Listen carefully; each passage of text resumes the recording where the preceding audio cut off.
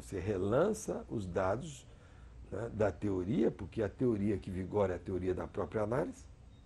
Quer dizer, a teoria que está nos textos vai depender de como você está em relação ao desejo do analista. Esse desejo que te constitui como um sujeito da psicanálise, propriamente dita. Não é? Sujeito da descoberta de Freud.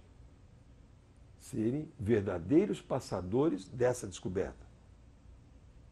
Abertura de questionamentos. Novos argumentos. Sempre buscar novos argumentos a partir da reincidência do inconsciente. Então, as instituições, elas têm essa função de fazer a psicanálise avançar.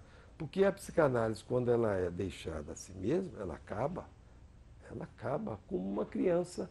Quando nasce, se você deixa ela sozinha, sem a linguagem, ela morre.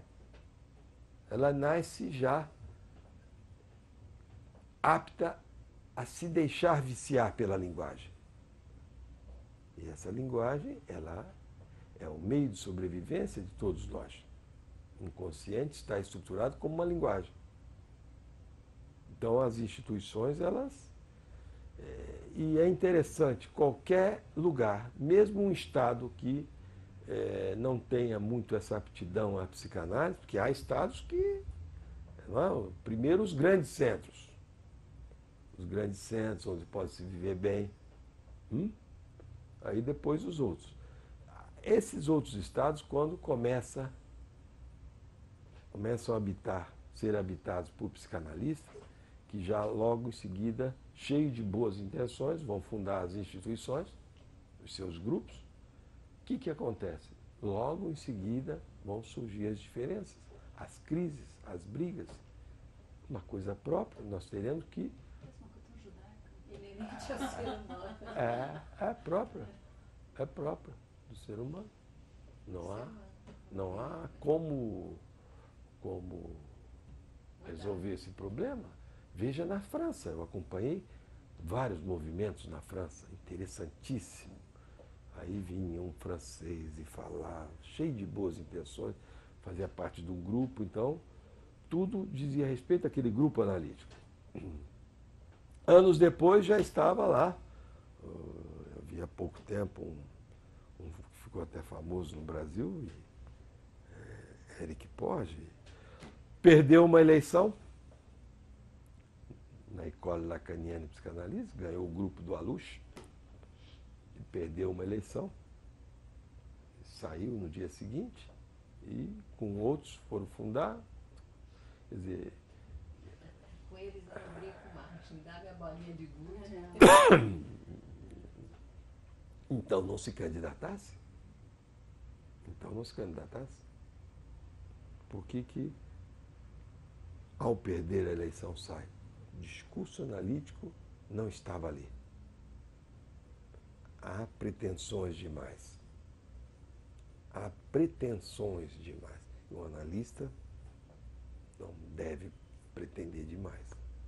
O analista, ele habita o mais íntimo, diz Lacan, o mais íntimo do ser, o coração da falta. Uma das profissões impossíveis, Freud diz, educar é impossível, psicanalizar é impossível, curar é impossível, não é? Governar é impossível. O psicanalista, qual o lugar dele na civilização, na cultura? Ele seria o arauto da falta? É uma coisa pequena, mas é assim, não tem outra.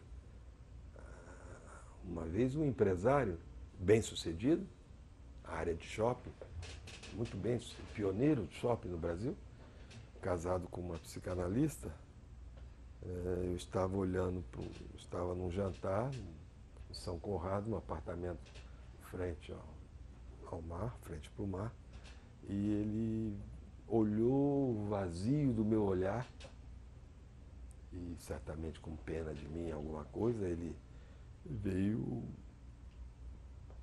dialogar e no meio, ele é casado com uma psicanalista, ele sabe das coisas. Ele disse, Você já parou para pensar por que um psicanalista insiste em trabalhar como psicanalista? Eu falei, mas é uma coisa de desejo, dei umas respostas prontas, ele não sabe fazer outra coisa. Eu falei, isso tudo eu estou sabendo, eu já li sobre isso, conversei com minha mulher, mas você já reparou como a vida do analista é uma vida muito cerceada, muito limitada? E aí entrou onde ele queria entrar, a questão dos ganhos materiais, do dinheiro. Ele disse, você já viu como o trabalho do analista é limitado? Ele não pode ir além daquilo? Ele entende das coisas, ele fez essa pergunta, não vai além daquilo. Então o analista ele não pode pretender muito, ele sabe até onde pode ir, até quando ele começa a aparecer socialmente. Eu frequento a cidade de Vitória há 26 anos e eu fico 2 dias, 2 noites e durmo em hotéis, hotel. Às vezes fico 5 anos num, 3 anos no outro, canso, eu vou para outro, fiquei 15 anos num, que era o melhor. E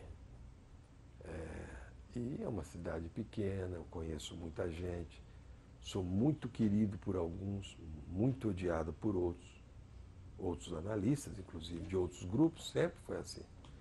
E sempre sou convidado para eventos sociais, os melhores, e eu nunca fui a nenhum evento, nenhum.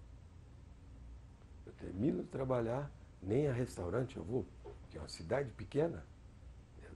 Eu tenho certeza que se eu for a um restaurante eu vou encontrar analisando. E isso é uma questão interessante para um analista, essa relação do social. Não é?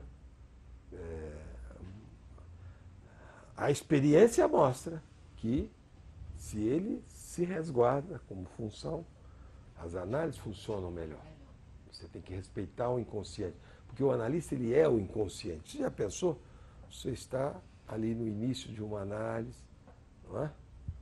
Numa certa empolgação com a sua análise, você chega a um restaurante ou você está jantando com seu marido, seus filhos, ou está ali num clima bom com o marido, com a mulher, e de repente chega esse mal-estar, esse inconsciente todo.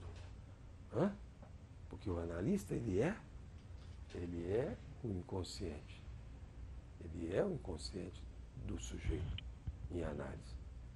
Há que ser resguardado, de uma certa maneira. Outra coisa é você estar num lugar e encontra alguém. Saber até mesmo como se comportar. Não é? Porque você não é analista o tempo todo, isso seria uma burrice, uma canalice. Mas isso é interessante. Se você sabe que vai encontrar um analisando em tal lugar, não há nada que diga se você deve ou não deve ir, se pode ou não pode. Mas e o bom senso? Prudência.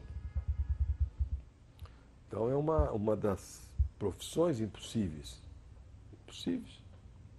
Então há que se saber os limites do ato analítico. Os limites desse ato analítico. Que o analista é a referência ao ato analítico. Do ato analítico quanto tal. Como lidar com esses limites? Do privado, do sigilo e do social. Em termos de presença pública, de cidadão psicanalista. Até onde? É uma questão que nós não temos resposta. Não é? Mas, ao mesmo tempo, essa presença pública, ela abre e funda marcas, não é? Assimilações de discurso analítico. Mas por isso que você está falando do comportamento dos componentes da escola, é uma coisa surpreendente, porque esperava-se, principalmente dessas pessoas que já passaram por uma análise, que estudaram tudo